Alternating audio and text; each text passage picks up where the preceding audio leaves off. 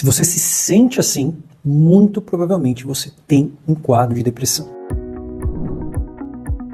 Meu nome é Marco Antônio Abud, eu sou médico psiquiatra há 13 anos. Eu atuo principalmente em casos de depressão, de ansiedade e atuo de forma clínica, de forma assistencial. Então, se você quer saber tudo sobre isso, né, uma neurociência prática, aplicada, que funciona de verdade, já se inscreve aqui no canal para não perder nada. Bom, primeiro, o que é a depressão? A depressão é uma doença mental extremamente séria, que ela muda a forma como você se sente, a forma como você pensa, muda as suas atividades diárias, muda o seu sono, muda a forma como você vê o mundo e é muito além de uma tristeza passageira. Vamos dar um exemplo de um paciente, por exemplo, o João. Que, enfim, como qualquer outro, gostava de... Antes de continuar o vídeo, eu quero te fazer um convite rápido, mas muito especial. Aqui embaixo do vídeo tem um link na descrição e esse link é para você se inscrever gratuitamente no Protocolo Supere a Depressão, que é um evento que acontece pouquíssimas vezes por ano, evento online, gratuito. Ele ocorre desde 2020, em que eu pego todo o conhecimento científico junto com a minha experiência como médico e dou para você um caminho passo a passo do que há de melhor para você poder superar a depressão de forma definitiva, curar a depressão, recuperar a vitalidade, recuperar o gosto pela vida, recuperar o colorido, deixar embora a angústia, a sensação de cansaço, de fadiga constante, fazendo isso através de métodos que são práticos, naturais, mais organizados e são considerados o tratamento padrão ouro em todo o mundo. Ou seja, é um protocolo onde eu coloco o melhor tratamento para a depressão que existe, para que você possa dar adeus à depressão e dar assim, bem-vindo, né, a uma vida nova, uma vida com colorido, com vitalidade, com escolhas. Então, se você quer saber como superar a depressão de forma natural e definitiva, é só clicar no link, entre no WhatsApp para você receber os materiais de técnicas imediatas e técnicas permanentes e para você não perder nada. Então, é isso. Agora, vamos voltar para o vídeo. Trabalhar e jogar bola no fim de semana com os amigos. Vamos imaginar que, de repente, por N motivos, ele começa a ficar muito cansado, muito desanimado. Ele começa a adiar esse futebol, começa a adiar o futebol durante algumas semanas, depois começa a faltar o trabalho. Ele começa a sentir como se fosse um vazio no peito, um sentimento de como se estivesse apertando aqui e já não tivesse mais nada pelo que valesse a pena ele sair da cama. Esse é um dos sintomas, esse sentimento de vazio junto com aperto. Isso seria um sentimento de angústia. Isso vem com algumas sensações de ansiedade, mas a grande questão é que isso é paralisante. Voltando ao caso aí, por exemplo, do João, ele nunca tinha experimentado isso. E ele começa a se sentir como se ele tivesse no meio de uma tempestade, como se qualquer coisa fosse, por exemplo, alagar a casa dele, pudesse ter um perigo, digamos assim, assustador vindo a qualquer momento. Ele não conseguia ficar parado. Isso é um sintoma de ansiedade. Não necessariamente a depressão ela vem com ansiedade, mas é muito comum que venha. Então ele sente esse vazio, ele sente essa sensação de que algo ruim vai acontecer e ele começa a sentir também que as coisas estão meio que acinzentadas, ele começa a ter alterações até na visão. Então ele começa a sentir que nada mais tem graça. A família dele chama ele para ver filmes, para ver comédias que eles gostavam de ver juntos, ele basicamente não. Ele vai, mas não consegue sentir graça. Ele fica aéreo. E as pessoas percebem, ele não consegue prestar atenção. Ele não está sentindo nada. Esse seria aí o terceiro sintoma. Quarto, vamos imaginar que com isso, né, ele não sabe o que está acontecendo. Ele deixou de fazer as coisas que ele costumava gostar de fazer. E ele começa a ter dificuldades em fazer coisas pequenas que ele fazia antes com uma facilidade muito alta. Ele começa a ter dificuldade de fazer coisas da casa, de levar o café da manhã para a esposa. Ele começa a não conseguir decidir o que ele vai fazer, o que ele vai vestir até. Qualquer decisão parece uma coisa assim que gera um esforço mental monstruoso. E esse é o mesmo sintoma.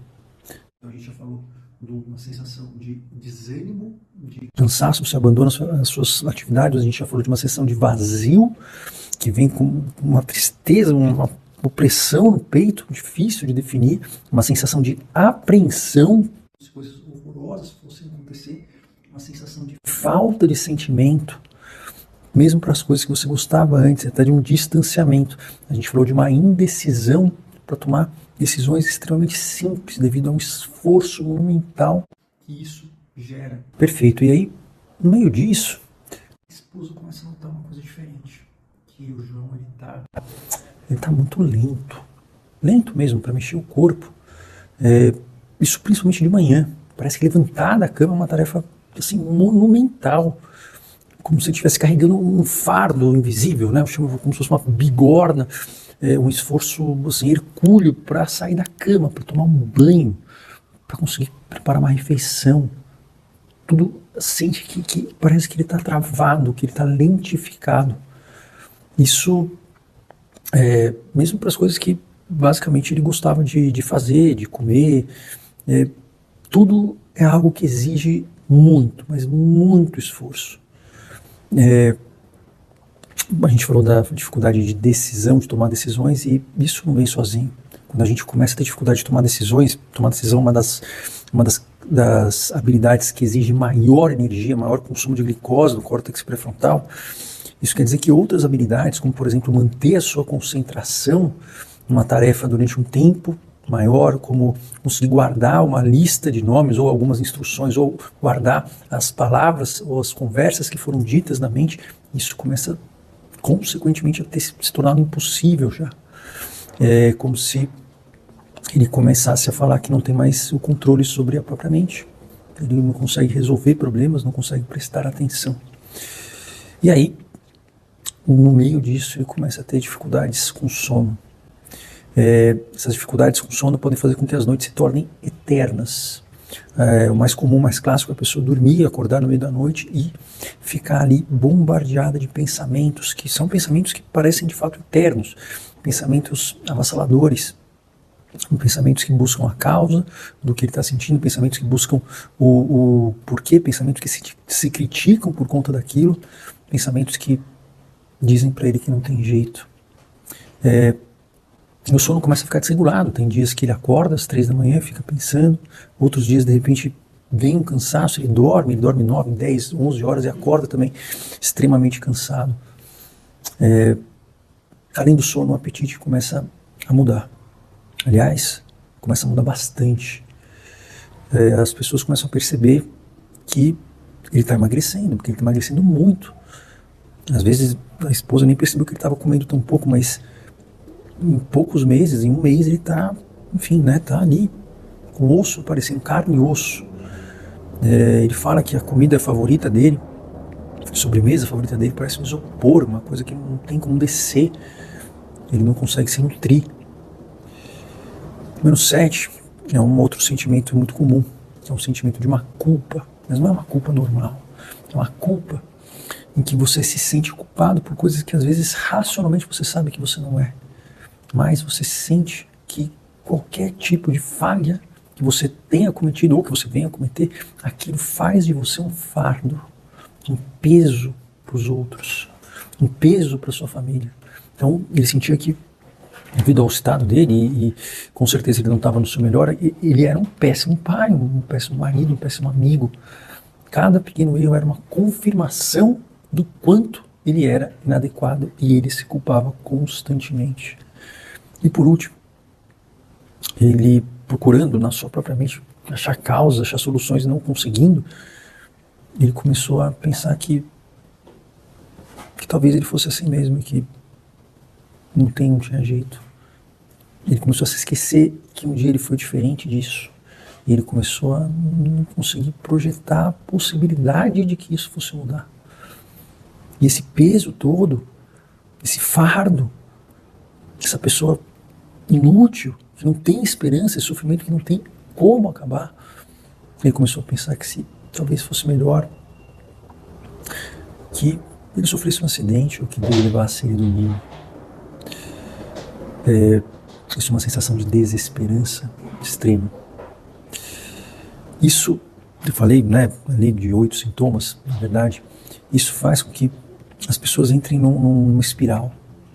Começa com uma falta de energia, começa com uma falta de sensação de prazer. E isso vai tomando uma proporção que faz com que de fato a família fique perdida, o próprio paciente fique perdido e a pessoa, quem está do lado, vê que de fato existe uma pessoa que vai se deteriorando, ela vai definhando aos seus olhos. E cada um vai falar uma coisa, mas eu posso te dizer que isso é um quadro, uma evolução relativamente comum de um quadro depressivo, que é uma das doenças mais graves que se pode ter, e a doença que mais incapacita as pessoas ao trabalho, uma das doenças que mais causa mortalidade precoce, uma coisa séria, mas que tem tratamento. E tem tratamento, e em alguns casos o tratamento ele vai passar por algum componente medicamentoso, em alguns casos vai. Mas eu digo que na depressão e também na ansiedade, na maioria dos quadros, o tratamento medicamentoso ele nem sempre é necessário, às vezes é, mas ele nunca é suficiente.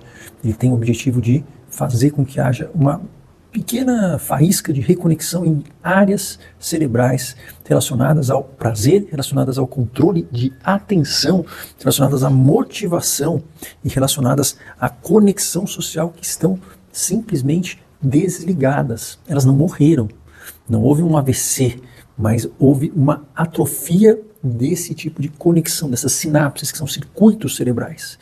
E o que ocorre é que, uma vez que isso se torna, né, que isso começa a acontecer, isso vai entrando num ciclo vicioso que não para caso a gente não faça nada. A boa notícia é que a gente tem muito o que fazer, muito além da medicação, e aliás, na maioria dos casos não necessitaria de medicações.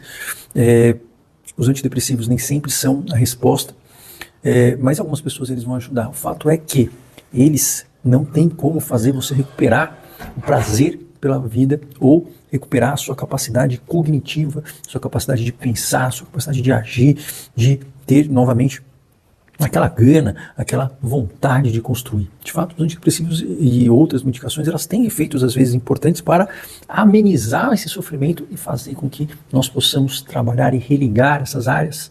Como que a gente faz isso? Da mesma forma que se faz, por exemplo, uma pessoa que sofreu um AVC, onde de fato houve uma morte neural. Como se faz isso? Através de treinos, através de fisioterapia. Só que tem uma fisioterapia específica.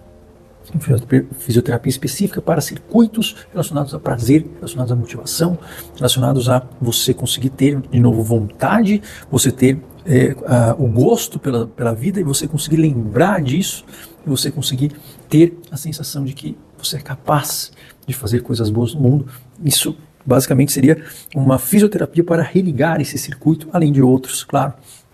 E isso é basicamente o tratamento para um quadro depressivo. É você fazer essa fisioterapia, entre aspas, né, eu estou usando um termo aí, né, uma metáfora, que é um retreinamento dessas sinapses, mas isso tem que ser feito de uma forma extremamente arquitetada, porque você tem que fazer de um jeito que a pessoa consiga ir tendo sucessos progressivos, porque somente isso vai manter ela fazendo aquilo, e somente esse tipo de sucesso, digamos, de um imprevisível com uma recompensa, somente isso que faz o neurônio se fortalecer, isso que vai começando a remoldar o cérebro. E isso é aquilo que nós chamamos de psicoterapia, que funciona para quadros de transtornos psiquiátricos. A maioria delas é de uma linha tal, que você deve ter ouvido falar, chamada de TCC.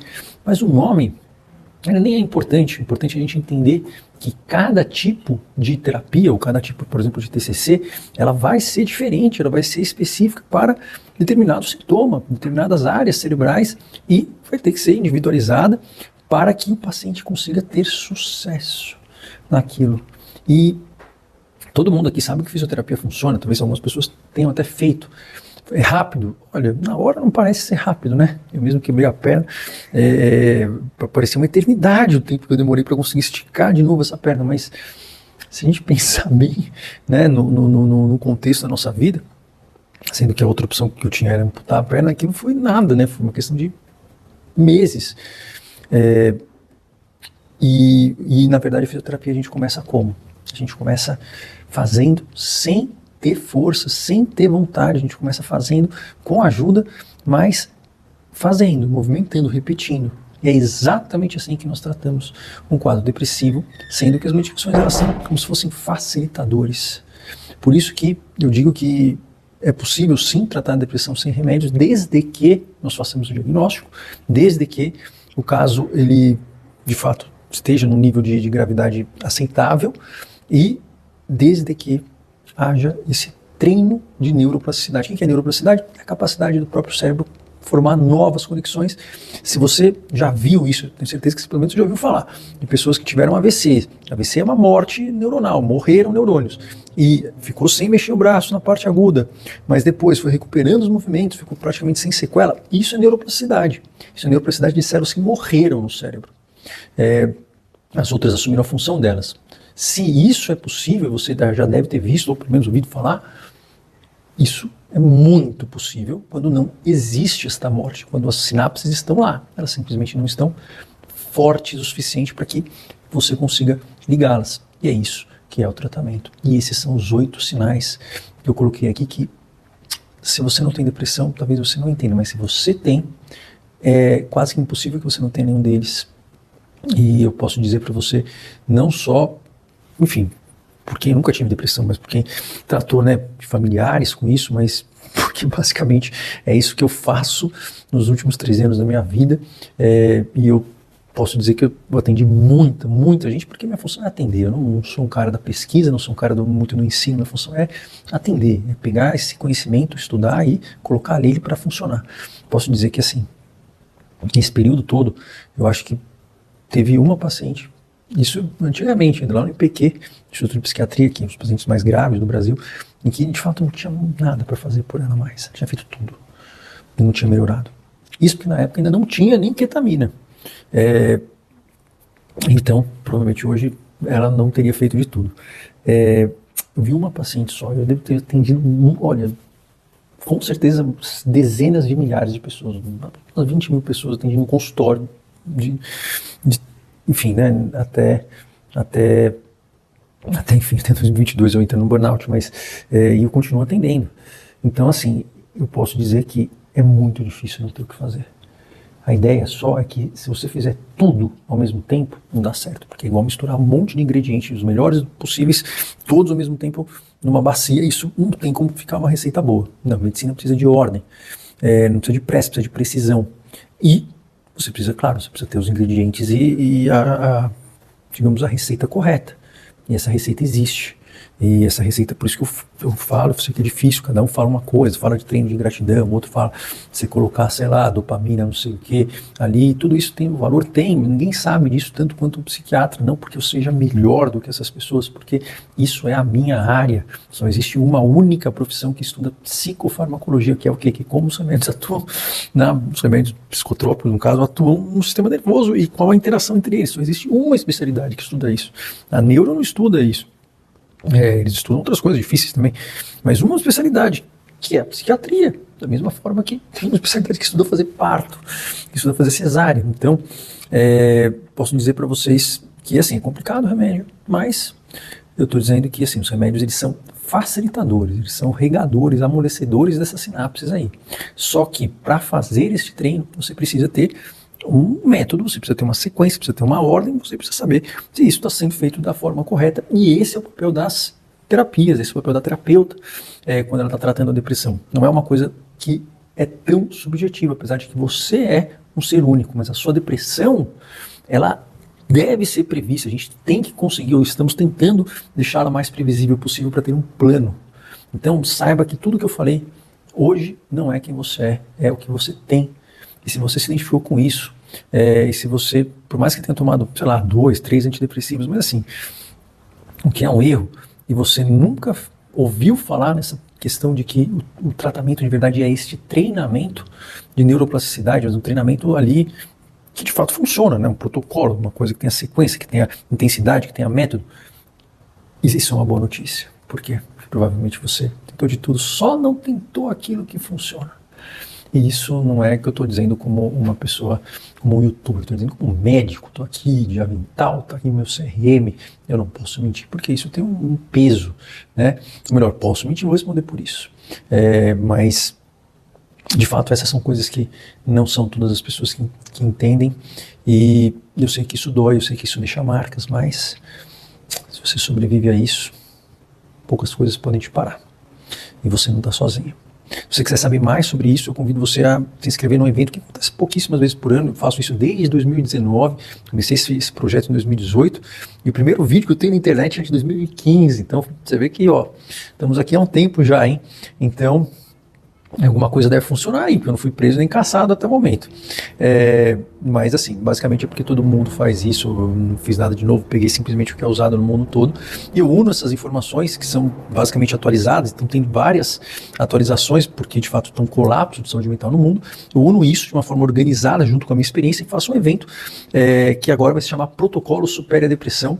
Normalmente era uma maratona, mas agora é um protocolo mesmo, porque eu acho que fica até mais faz sentido, é um protocolo, é uma receita, uma regra, é um passo a passo para que você consiga saber qual é o começo, meio e fim do tratamento para depressão, que segundo as melhores evidências e segundo os melhores locais do mundo.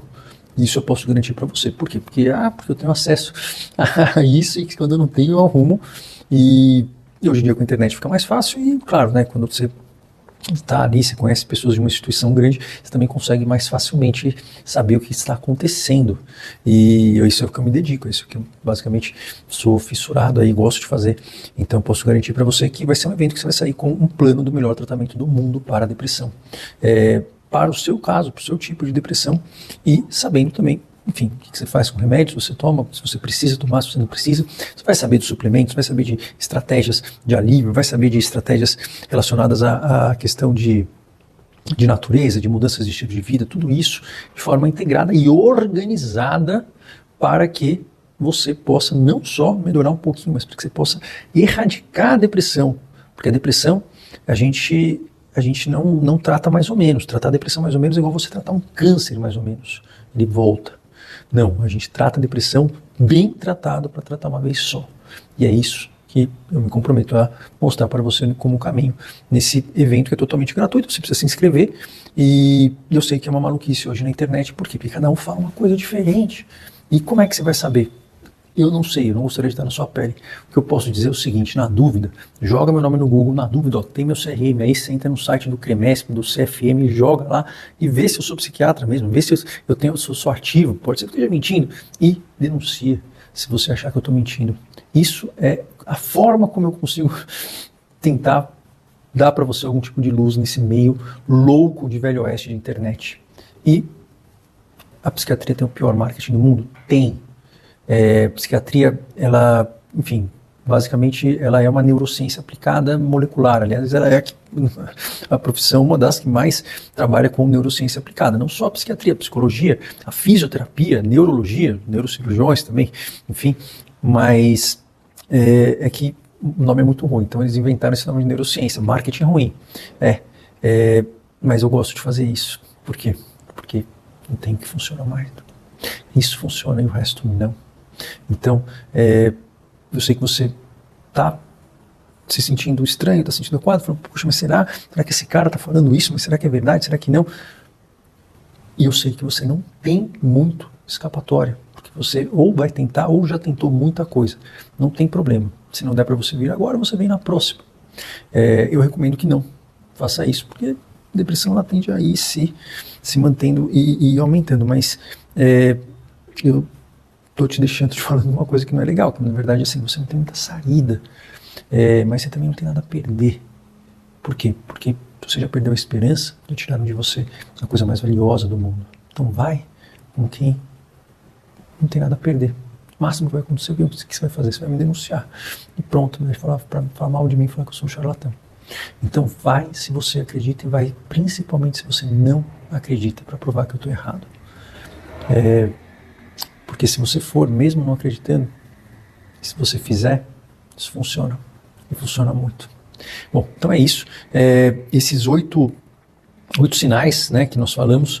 Então, né, para recapitular, a gente falou de uma falta de energia, um desânimo inicial, com prejuízo no trabalho, nas coisas que a pessoa gostava. A gente falou de uma falta de prazer, a gente falou do sentimento de culpa excessivo, a gente falou de uma alteração de sono, que pode ser para mais ou para menos, a gente falou de uma alteração brutal de peso, né, em poucos meses a pessoa fica, enfim, de fato, nitidamente teve essa alteração. A gente falou de um pensamento de eternidade do sofrimento, com uma falta de esperança, que pode gerar um pensamento de que seria melhor se a morte viesse, que é um embrião de um pensamento suicida. E a gente falou também da questão das dificuldades atencionais e das dificuldades de tomar decisão, além de cada vez mais um cansaço, uma letargia intensa. E isso é visível.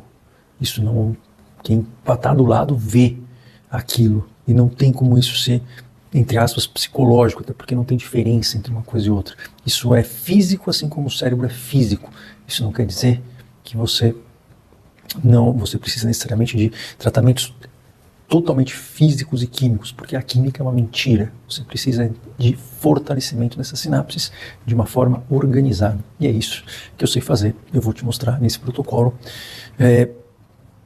Existe esperança, mesmo que você não esteja vendo agora, mas a única coisa que eu não posso fazer é dar esse passo por você. Mas se você der esse passo, você não tem nada a perder mesmo. Eu estou junto com você lá. E aí você pode me cobrar, certo? Então é isso. Espalhe esse vídeo para outras pessoas se você acha que isso foi útil. Se você não tem depressão, mas você conhece alguém que tem, espero que isso tenha esclarecido. E eu sei que você não sabe por que isso acontece. Eu sei, tem várias explicações. Eu vou falar isso com um pouco mais de profundidade lá no protocolo. Mas mais importante do que você entender o porquê isso acontece, porque tem muitas explicações, é você entender o que vocês vão fazer para sair disso. E esse é o meu trabalho. Certo? Então é isso, compartilhe esse vídeo, deixa aqui o like para isso atingir mais pessoas e vamos caminhar para uma saúde mental que funciona. Por quê? Porque a gente não tem que acabar com estigma por acabar com estigma, a gente tem que acolher por acolher. Tem que acolher porque isso é educado, porque isso basicamente é você não ser uma pessoa torturadora, mas esses quadros têm nome, e esses quadros têm nomes médicos, por quê? Porque eles têm que ser tratados, e esse é o meu papel aqui, tá bom? Então é isso.